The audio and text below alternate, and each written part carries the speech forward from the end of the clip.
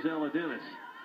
She is 0 for 2 with a walk. She's grounded to second, and also then a foul pop to the third baseman. 0 for 2 on the night. The pitch to Ella. Line shot, base hit, center field. Maldonado going to get the green light around third. Throw to the plate's cut off, and Maldonado will score. Downey charged, fielded it, threw to the plate, and standing just inside the circle was Adams, and she cut the throw to the plate, and we're tied at 2-2. Wow. Ella Dennis, a scorcher, back through the circle into center field, right over the head of the pitcher, Gray Adams. Downey played it on the first bounce, came up throwing, and threw a strike toward the plate, and they cut it off.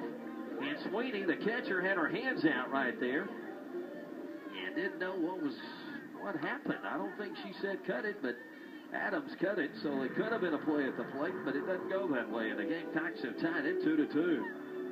Dennis, RBI number 15 for Ella. That is a clutch 2-out RBI for her.